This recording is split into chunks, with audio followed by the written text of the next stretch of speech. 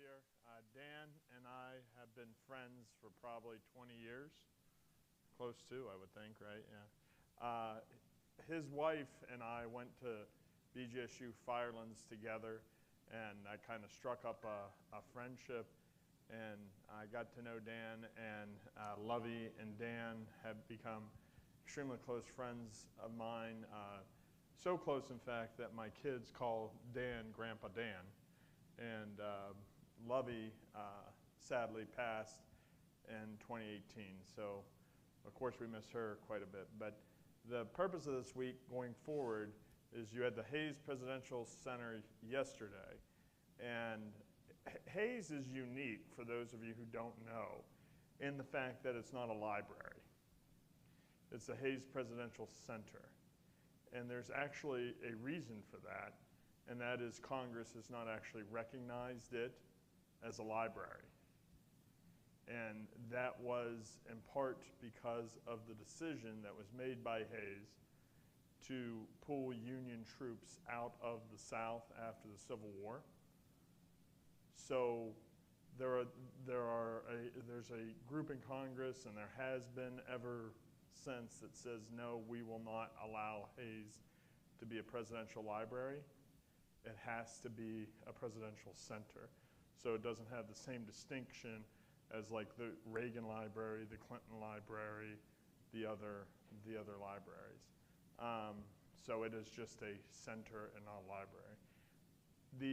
Today, we're going to be talking with Dan Level about his time in the military, specifically the Air Force, his why he went in, what he did, what his experiences, why he was in, what his thoughts were when he got out, what his thoughts were going, even though it had been probably almost 10, 15 years from when he got out to Vietnam, what his thoughts as a veteran were about Vietnam when it was going on, and then finally where he is at today, looking back over his life of almost 92 years to get an idea about where the military was, what the perception of veterans were, and hopefully what his thoughts are as the senior guest this week in age, and a lot of other ways, I must add, about what it means to be a veteran. Tomorrow, and the whole purpose of the week is really, so tomorrow we have 2 Vietnam vets coming, both of which are Army, and they'll talk about a lot of the same things that Dan's talking about. And the purpose of the questions, while somewhat similar, are to kind of give the audience a view of what one generation to another generation to another generation has thought, why one generation went in, why another generation went in, and what their perspectives are. So to try to give almost a 70-year time span of viewpoints over the course of the week. On Thursday, we're having what's called modern veterans, and that's the group I fall into. And we'll have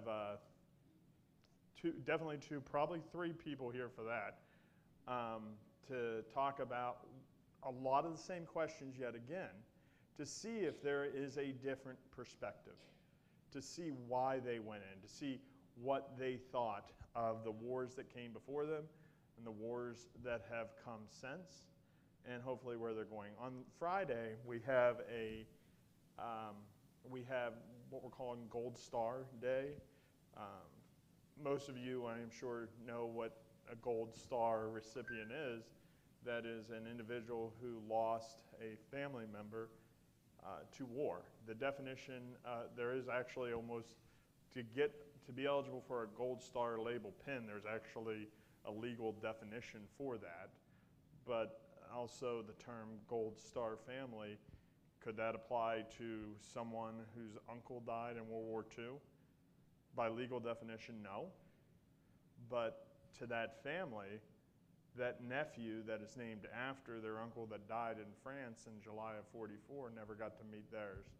So we'll have a Gold Star widow come in and talk about what her perspective is. But it's also important to remember that she herself was a sergeant first class in the Army when her husband was killed in Iraq, and the Army went, thanks for serving, but now you have to go.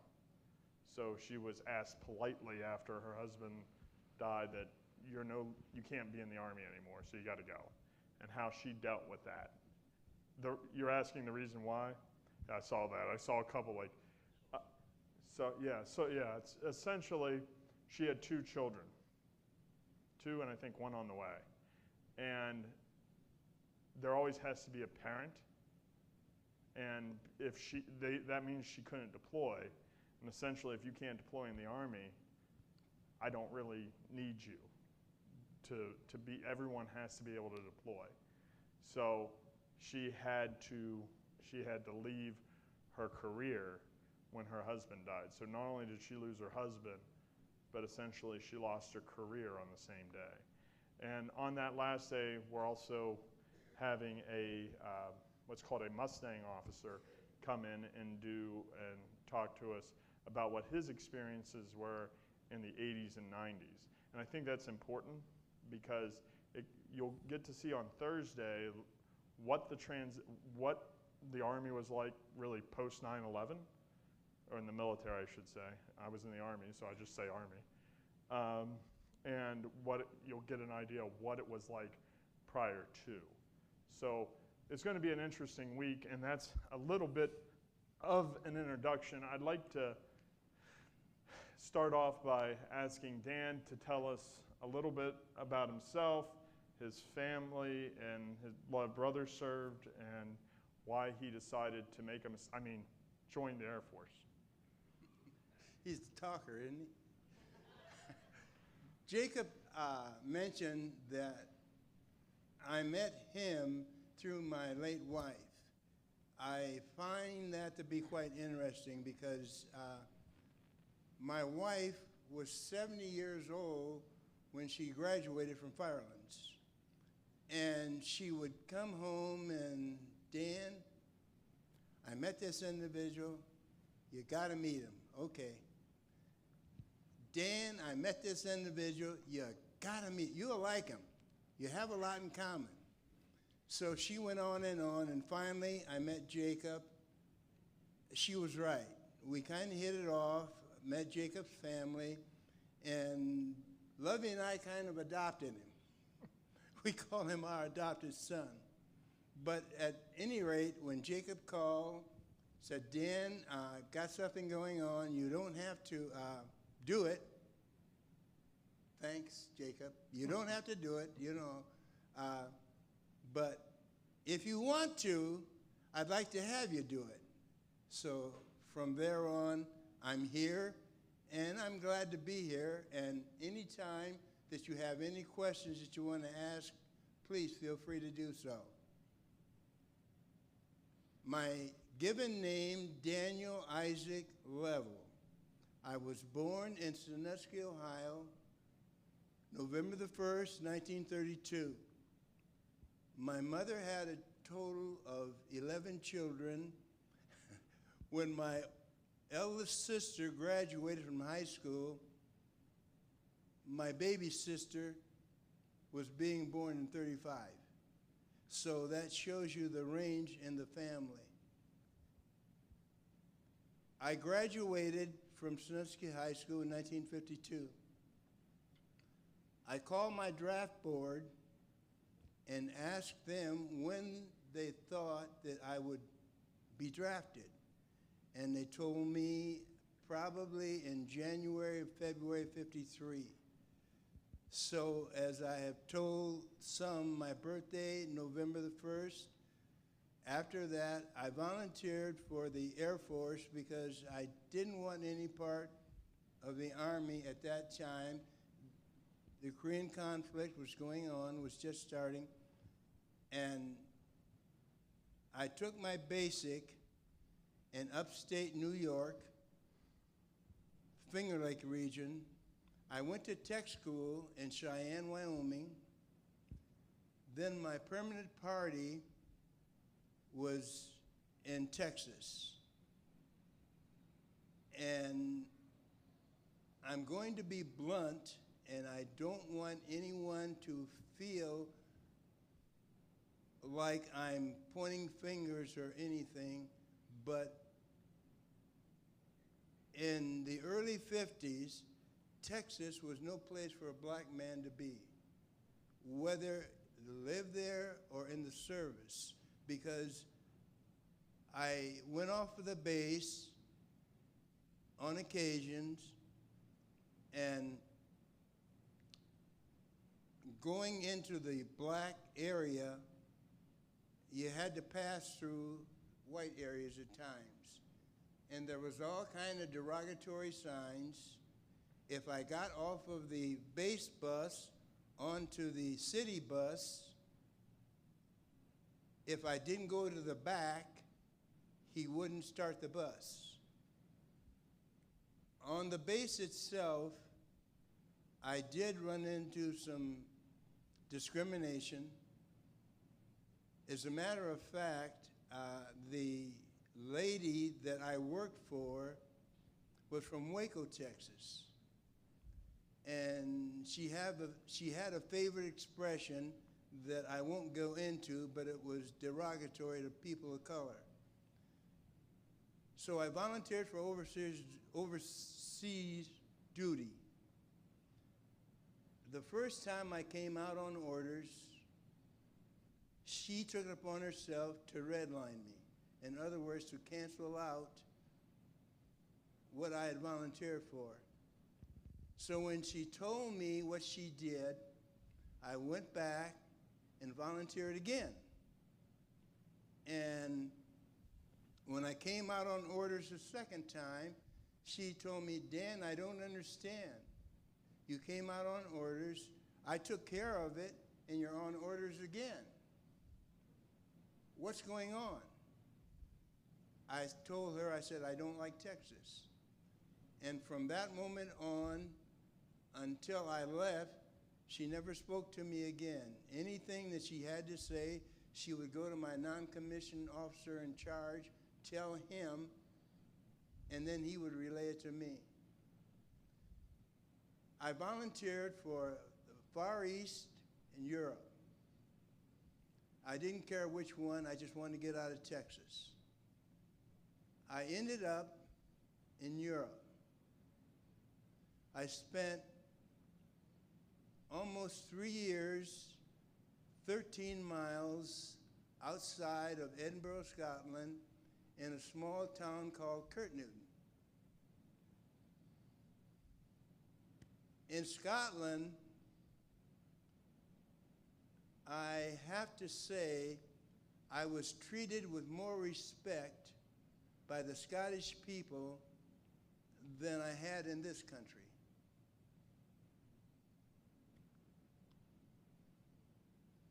I hesitate because I don't know, Jacob, how far to go with this before I got entertain any questions. I got other questions. Okay. What can you tell us what your job was in Scotland, what you did in the military, what you were trained to do? I was trained to be a supply. In Scotland, I was a supply sergeant. I ran the supply for the squadron. There was a base, and then there was the squadron. The base had maybe a little over 100. The squadron had about 250 personnel. And I handed out, there were 2 individuals under me, and we handed out base office supplies, tablets, notebooks, things of that nature. It was interesting. And by the way, it was just like a routine job. I went to work at 8 o'clock, and 4:30, 5 o'clock, I was through for the day. I could go any place I wanted to go, and usually we had, even though I was a non-commissioned officer, I had an apartment in Edinburgh, which proved to be interesting. When you were over there, what was what was some of the biggest challenges you had with your job or getting along with the people from Edinburgh? And didn't you tell me a story about what the kids thought happened at night?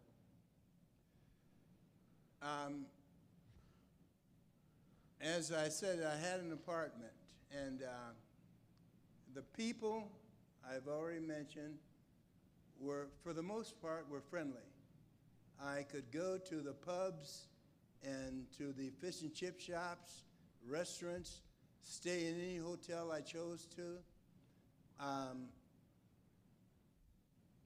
The problems that I had was with my fellow airmen, because so many of them resented people of my color dating girls of their color. And, well, let me recite one instance that took place on the base. The commanding officer set up a program where the bus would go through Edinburgh and pick up some of the girls who wanted to date the airmen. And they would bring them to the base, and we would have a dance.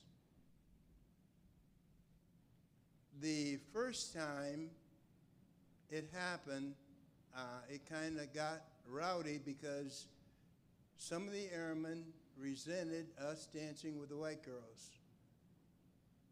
So in order to maintain some kind of order, they would close the snack bar where they were selling beer. And they tried it the second time, and same thing. So they just knocked it off. But because of the holdover from the Second World War, girls were so plentiful, men were not. And when we go to these dance halls, there were girls all around the hall. And they would come up and ask you to dance, which was interesting. What, you were radio, you were supply? I was supply. Right. We had a comm center, ABC trick, and they would intercept messages from Russia.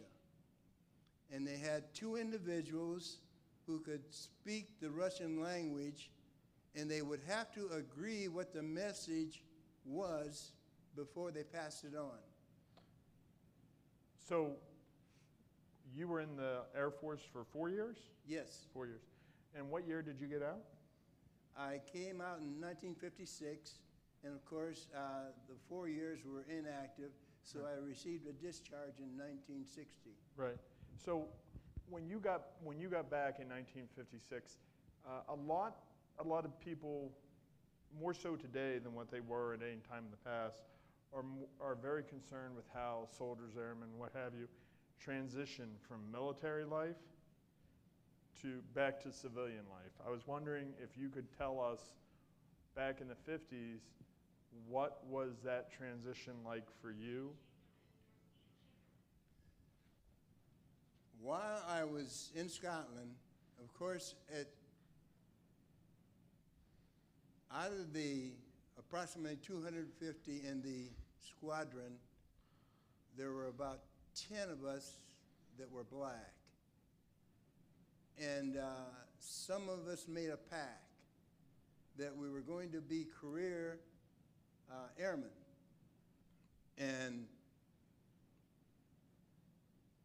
First Sergeant said, Dan, if you go home, you will not re-enlist. Oh yeah, we made a pact. So he said, if you re-up over here, I'll give you a stripe. I had the time and grade, so he said, I'll give you a promotion. I said, no, I want to go home. It's been a while, and I just want to see my people and what have you.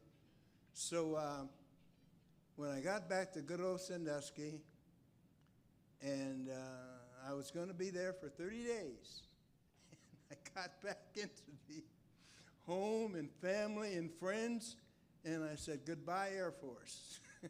So it's been a long 30 days. It's been a long 30 days. Thank you. Absolutely. What did the Air Force or the military do anything specific as far as as transitioning you or preparing you? Was there a brief when you got out, like, here's how you find a job, here's how you use benefits, here's some support agencies that you should rely on? And before you answer that, while you're thinking about it, the reason I'm asking these questions is to see where we go tomorrow and where we go the next day after that, to see if there's major changes being made. So you're sort of setting the standard as far as where we were in the 50s. The first thing that I do in the morning when I get out of my bed is make it. That's a carryover. When I dress, I always make sure my shoes are shined. That is a carryover. The discipline to stay on a job and to work, that is a carryover. In my mind, I think that if the young people today, maybe not necessarily forced into the service, but to do something in their community to kind of teach them the respect for it and to get them in a habit of doing something constructive. That's basically what the Air Force taught me. So I remember Lovey telling me a story where she said, she goes, Dan drives me nuts. Every day he rolls his socks, he puts them in there, and he's all right dressed. All his suits are on one side, shirts on the other, jeans or whatever else is hanging on the other side. She goes, my closet doesn't look like that. There's something wrong with him. But I want to hit that one more time. There was no actual class that you were given about or required that you had to go to say, here's how you fill a job application. And that's really an important thing to think about. So basically, and I don't want to put words in your mouth, but this is what I'm getting, is that it was thank you for your service. Don't let the door hit you where the good Lord split you. Well, like I said, the first sergeant told me that if I re-up in Edinburgh or in Kurt Newton, I would get a stripe, I'd get a promotion, and I turned that down. When I graduated from high school, I went to work at a corporation called Philco. In Sandusky, there were 2 Philcos. I don't know how many of you are familiar with Sandusky, Ohio, but there was a black Philco and there was a white Philco. And I went to work at the black Philco. I didn't plan on going to college or anything because my father loved to kind of fruit of the vine, and my mother did day work. So money was scarce around the house, and I went to work in order to supplement the income. And when I left the black Philco to go into the Air Force, in 1956, when I came back, they had closed the black Philco, and my seniority was transferred to the white Philco.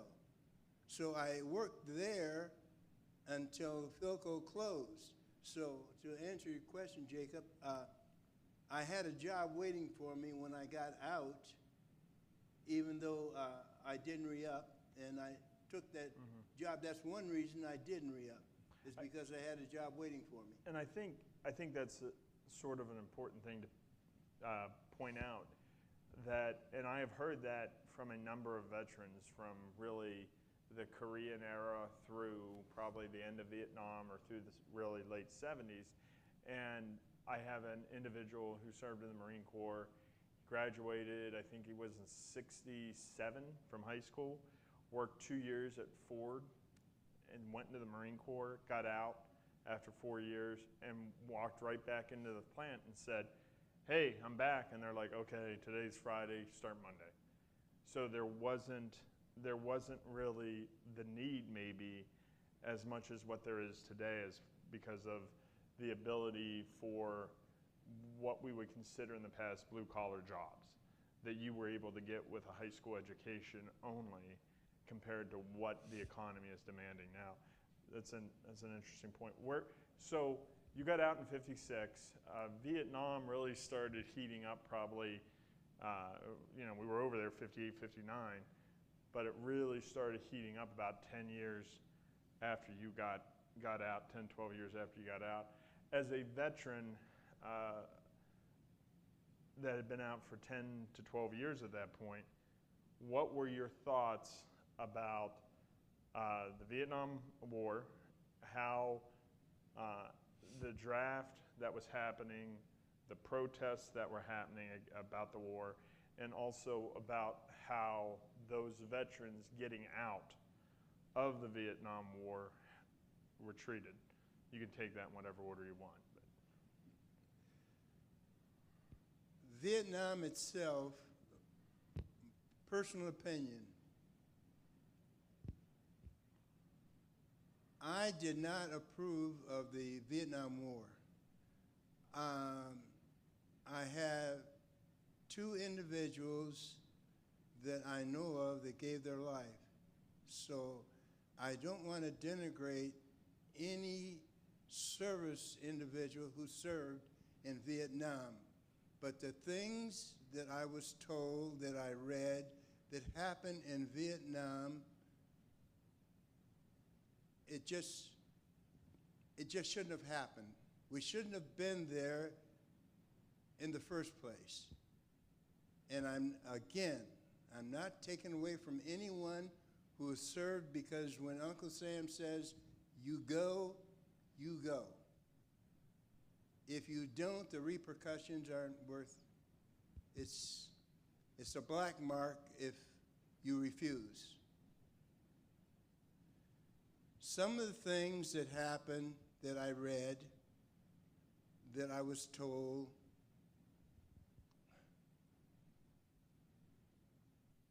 and I still remember the excursion, if you can call it that, from Vietnam with some of the Vietnamese who worked with the Americans, climbing on buildings, trying to get hold of helicopters and planes, because they knew that when the Americans left, their lives were forfeited. It was a period in history, in our history,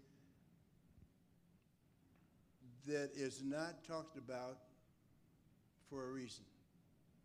Well, what were your thoughts about when the soldiers got out? And today I'm using soldiers generically. Jacob, the way that they told me and the way that I saw some of them treated, no. You still have the uniform. I'm kind of reminded of the way that they looked upon me in Texas in uniform. Disrespect. What are you doing here to begin with? They served their country and they deserve the respect. And you told me a story one time, and since you brought up Texas again, and not to hit Texas too hard, but I think it kind of ties together. You told me a story about how you and a bunch of airmen were on a bus, and you guys had been driving for a while, and you stopped to get something to eat. You were wearing your Air Force uniform. I was wondering if you could share that. When I was leaving Texas, I was given a 30-day leave before I reported to Camp Kilmer in New Jersey. And I chose to take a Greyhound bus from Texas to Ohio. When I got in Oklahoma for a rest stop, well, while I was on the bus, I had the uniform, but I unbuttoned my collar and I loosened my tie. And the Greyhound stopped in Oklahoma, rest stop. And I got off with the other passengers to go into the restaurant to get something to eat. And I was met at the door, and I was told, you can't come in here. If you want to buy something, there's a window off to the side, and you have to go there and order what you want. There were 2 air policemen there that witnessed it. And when I turned to get back on the bus, because I wasn't going to go around to the side, one of the air policemen told me, "Airman, you're out of uniform," because I had unbuttoned my collar and pulled down my tie. And I said, you know, it's unfortunate that you can see this, but you couldn't see me being turned away from going into this restaurant. And they simply ignored it.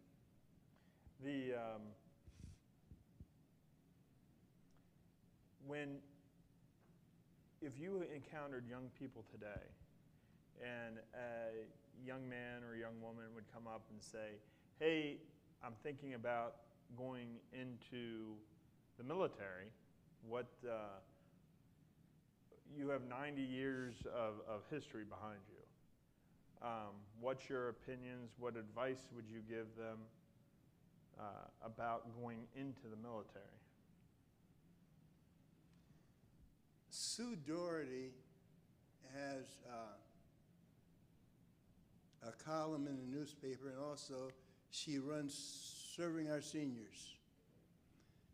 And she asked me to participate in a program in Sandusky High School and in Perkins High School on civil rights and on elderly and different things. And I have an opportunity to talk to seniors for the most part. And when I tell them that I'm a veteran, some of them have told me, well, we're going to go into a certain branch of the service. And I encourage it because the discipline, the ability to meet different people and to associate with them and get along with them, it's a good thing.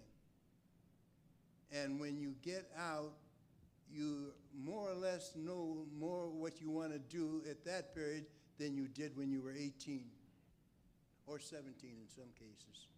You spent a lot of time today talking about specifically race-related issues within the military, which I think is a good thing to do, simply because a lot of that history in some ways are good, that it's moving out of living history, but in another way it's bad because it's easier to dismiss that it happened, right? So have you talked to any minorities that have, specifically African American, that have been in after you, and what were their impressions in the military after you got out? Do you see an improvement there? There is, Jacob. It goes without reason because I mentioned Texas because I'm familiar with Texas. My brother, who retired from the service, was in Georgia. I had another brother who was also in Mississippi in the service. I had a brother who, during the Second World War, was in Nebraska. At that time, race relations weren't anything to take home to mom and pop. We weren't anything to brag about. The fact that in any of the southern states and in Cheyenne, Wyoming, I didn't really feel comfortable in certain places. But to carry it over to today, there's a heck of a lot of difference. You don't feel the pressure. You don't feel as though everybody is looking at you if you go into a certain place. And I won't excuse Sandusky because Sandusky wasn't exactly a real neighborly city. I don't want to go into details, but I played football, I played basketball. Basketball, I was the only black on the team. And before away games, we would go into restaurants and eat. There were several restaurants in Sandusky that did not allow black people to come in there and eat. And when I went in with the team, I felt as though everybody was looking at me, so all of a sudden I was full. I couldn't eat, and my teammates, Dan, don't you want this? Dan, can I have that? But no, that is something in the past, and I hope it stays in the past. If you could go back and talk to Dan Level of 1951, would you tell him to go in the Air Force, or would you tell him to make a better decision and go into the United States Army? Oh. I didn't say that out loud, did I? That's the reason I went into the Air Force. Again, no, would you go into the military? I don't have a great love for water, so I wasn't going to go into the Navy. And the Marines, God bless them, something's wrong with them. I sure wasn't going to go into the Marines. So, my options were slim or none. As you can guess, I was in the Army, and Dan's in the Air Force. And for those, are there any veterans in the room here? So, as most of you, if not all of you know, we pick on each other a little bit. It's what we do. No brother wants to be called by his other brother's name, but it is fun to pick on us. I remember on my downtime, I'm the president of Honor Flight Cleveland, and we fly veterans to and from the Washington, D.C. to see the memorials. And I was standing there with a Marine, and I was standing there with a Navy guy, and obviously I'm Army, and I'm talking to him. And then one guy goes up, yeah, but we can all agree that the Air Force is a little weaker than the rest. And the Marine looked at me, oh, well, what branch were you in? He goes, oh, I wasn't in a branch. That Marine just started dressing that guy down and talking about how great the Air Force was. And he goes, I don't understand. You guys were just picking on the Air Force. He goes, yeah, we've earned the right. You have not. So it's one of those things where we can pick on each other, but we'll also, defend each other, because Army stands for Already Rescued Marines Yesterday, and Air Force stands for Ain't It Rough Flying Over Real Combat Engagements. I love you, Dan. I can tell. When I was getting ready to go overseas, I left home, I left Lakeside Ohio, and I went to Camp Kilmer in New Jersey, which is an Army base. And good Army veterans, readily, 4 or 5 in the morning or what have you, salute the flag, and then come back and shower and shit. No, thank you. No, thank you. When Air Force, like I said, 8 o'clock in the morning, I reported to work, to duty. 4:30, 5 o'clock, I was through with duty until the next morning. The only time I had a weapon is 2 weeks airdrome defense in basic, airdrome defense. And they taught me the respect of the weapon and what have you, but even to this day, I respect weapons. Own a couple of pistols. They're probably rusty, can't fire, but no. Army, Marines, thank you. Stay away. What is there something you think that America today can do, specifically civilians, to better understand veterans or support them?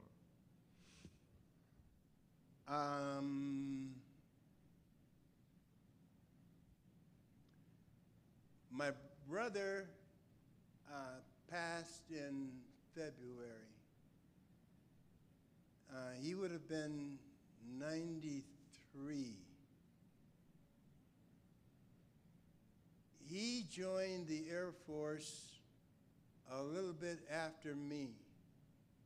He took his basic in Lackland, outside of San Antonio, Texas.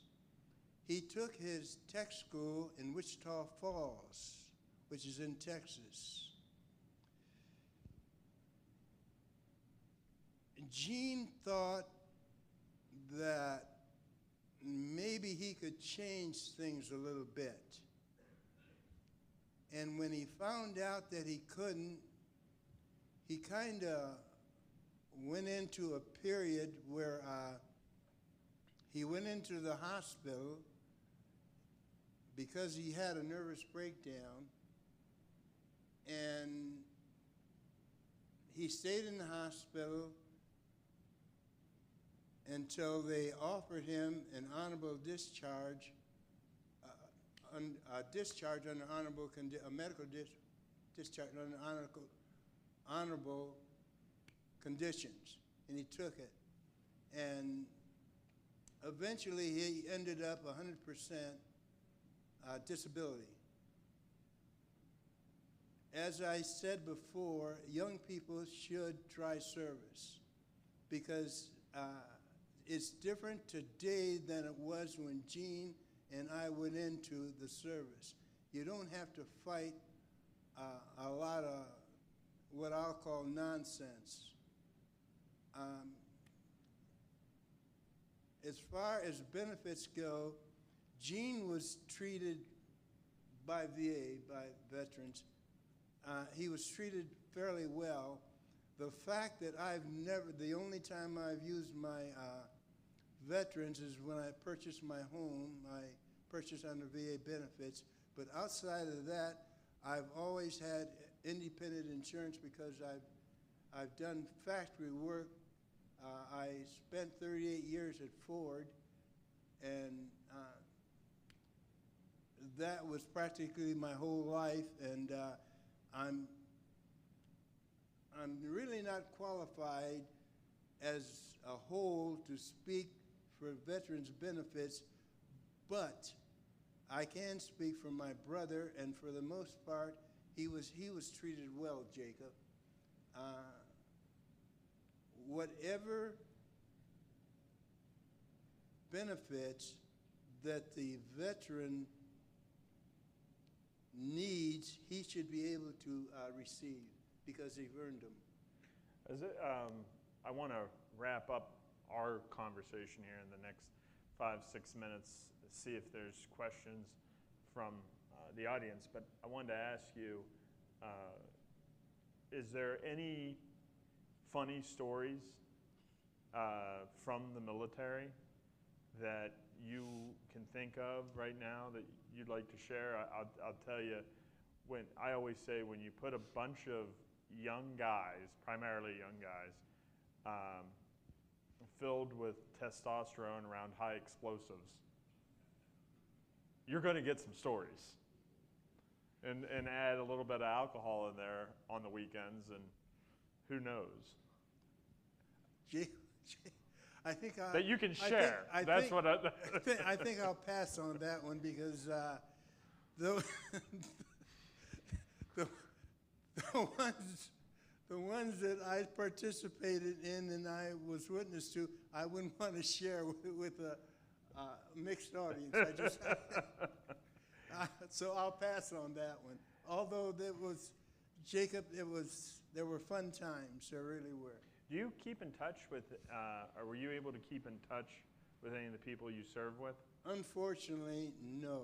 And that is, you know, when you're being discharged, hey, I'll phone, I'll write, what have you, we get together. It just never happens. Yeah, I think that's improving today because of social media and the ability for people to get on there and click on a Facebook group. Maybe they don't check it a whole lot, but I have found with my time that I have found I lost contact with a lot of people. I got out in 2004, and by 2014, someone had started a Facebook group. And so I clicked onto that, and I was able to find a lot of people. So it's interesting how technology has kind of changed that and will continue to. Well, Dan, I want to thank you for coming today and talking.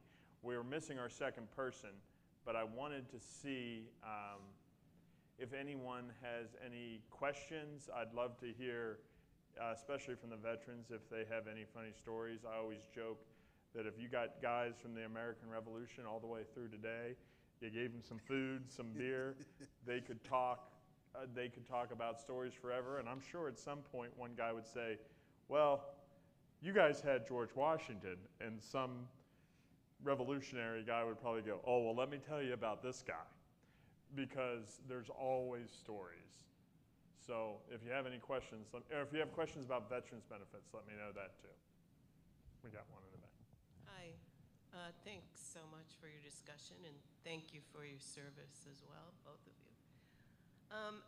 I'm wondering, because of when you served in, did you have friends that did go to Korea, how they felt about what was happening in Korea, or how they were treated when they came home? I don't really know anybody that served in That's an Korea. excellent question. Did you hear it? I had a brother, the one who made the services career. He was stationed in Japan, and he did serve time in Korea. As a matter of fact, his feet frostbite, and he had a certain disability. But yes, and he shared different stories and what have you. But you'd have to know my brother because he liked to blow them up.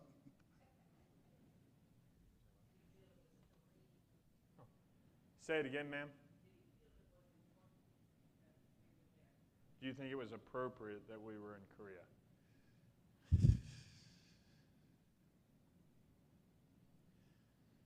I don't think we had a choice.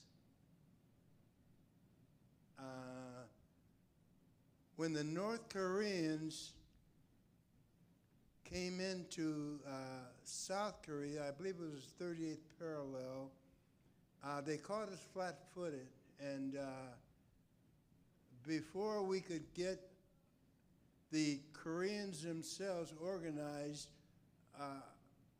the Americans took over under MacArthur, and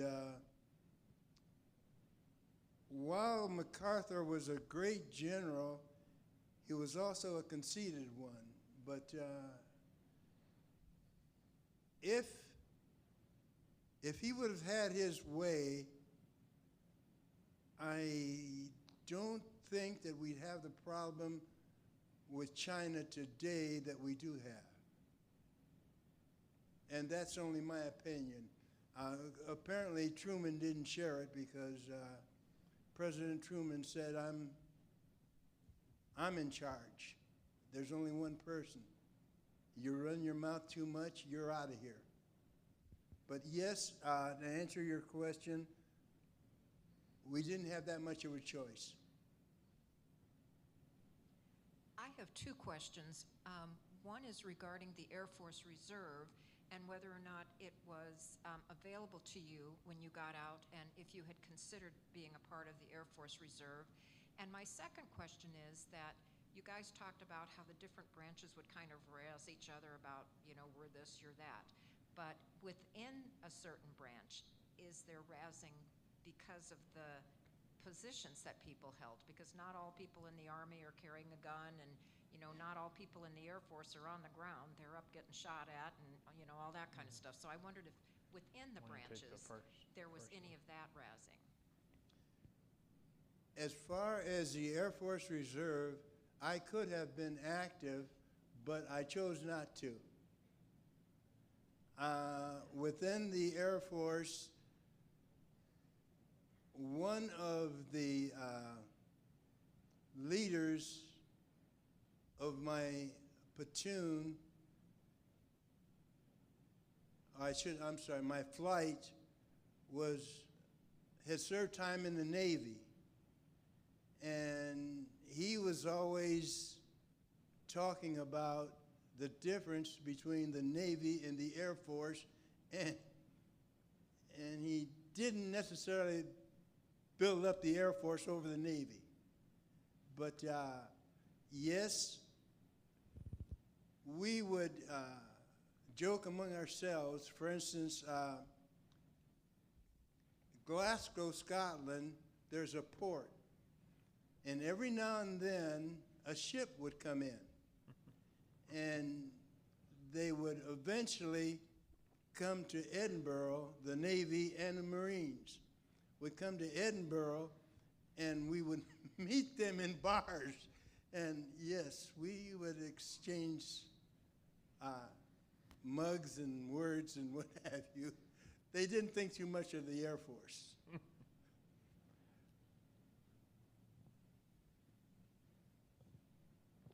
Thank you for sharing this. I'd like to share just a few thoughts. My brother, who's now deceased, fought through the ceasefire in Korea. And he went over there at a very young age. And after the ceasefire, and during that whole period of time, though, the person above him, who was a lieutenant, was injured or something, and my brother Wally was directing the whole platoon, and what he was very proud of, they never lost one person. Now, the ceasefire took place, and after several months, he was ready to be discharged to go back to Japan. And the last day that he was there, one of the infiltrators of North Korea is coming through and almost wiped him out. And so that's a pretty amazing story. And the interesting part is he never talked about this for years until we went to a museum, and he started to talk about that, and my wife wrote a whole scenario, and it was quite amazing. Otherwise, none of the family would have ever known that because he never talked about that, and after that he did. So thank you very much.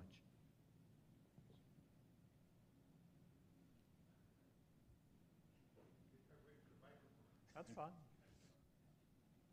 While she's doing that, like I said, I've been working with veterans for 15 years now, just about, either with Congress or in my job now. I would like to encourage all the veterans to, if they're eligible for VA health care, to go ahead and file for that health care. And the thing that I've heard the most is, no, I'm an auto worker, I have good insurance and everything else, and that should be for the guys that need it. And why that's very nice, it's also, it doesn't work that way. Look, I'll tell you, the federal government only funds what's used. Don't laugh. Do not laugh at that. But that's how this works. So if you want to help veterans get more benefits from VA medical, especially, best thing you can do is go sign up for VA medical and go there once or twice a year and get checked out. You will bring more money into the VA than what they're paying to actually use. And I also want to say this, and I apologize, we'll get to it in a second. I had a 70-something year, this was years ago, early 70-year-old Vietnam veteran. He was driving a school bus. And I asked him, I said, well, when are you going to retire? He goes, oh, probably never. And I said, why? And he goes, well, you know, when you're paying $600 a month out of pocket for prescription drugs, it kind of kiboshes the retirement. And I said, what are you paying it for? And he told me, and I said, you were in Vietnam, were you not? He goes, yeah. And I said, okay. Are you service connected at all? And he didn't even know what that was. So long story short, we got him service connected. He started bringing in about $1,800 a month from the VA, and his prescriptions out of pocket went from $600 to $30. So you have to kind of to think about that. So you know, those are conversations that we encourage people to have. So while you were walking, I took a lot of time, but Dan, thank you, you know, for being you and for conveying the dignity of veterans, which you do very well. Thank you. Moving forward for you to 71, the Army was more integrated than the country I was drafted out of. You know, I had a black first sergeant, black commanders, all that, you know, stuff like that. And it was more integrated than the college I went to on the GI Bill. Because by then, the blacks wanted to live in their own dorm called the House of Soul, and you know, we let them, but we were in it. We were resegregated. And it's just interesting how that all goes. And can I tell you one Air Force joke? Not him. how much time do you need? Well, so we're in Germany, you know, and we're living in an awful, you know, base with 15,000 guys. And somebody runs into an Air Force guy. And he says, well, how's your barracks? And he says, well, it's not done yet. They haven't put in the carpeting and the air conditioning. And that went all around the base. Were you in the Air Force? No, Army. Okay. No, there's a joke about how different branches react to killing a spider. And a Marine comes in to his tent and he sees a spider. And the Marine goes, ooh, I get to kill. And so he kills the spider and he's like really happy he got to kill something today. The Navy guy walks into the tent and sees a spider and goes, oh, and runs out. And the soldier comes in, sees a spider, and goes, spider, reacts as a normal person. Air Force walks into the tent, sees a spider, goes, walks out of the spider, walks over to the telephone in his hotel room, calls the front desk, and says, I have 2 questions. Why is there a tent in my hotel room? And why is there a spider in the tent? If I may, I'm sorry, go ahead. I was just going to piggyback on Jacob's talking about the older people. My father's now deceased. He died in 2014, but he was born in 1922, so he was in World War II. It wasn't until he was almost 90, and my mom he was just starting to develop some dementia characteristics. My mother was like going up the wall, didn't know how to deal with him. So I said, well, Mom, you know, we can apply for veterans. I got online, got the forms, and that was really the best thing, you know, that we ever did. And I really helped some other people. One of my Heidelberg friends, her father was a farmer, but he was a veteran, and she was having the same. So I got her to apply for a veteran's benefit. But it was exactly what you said. My dad felt he was too proud.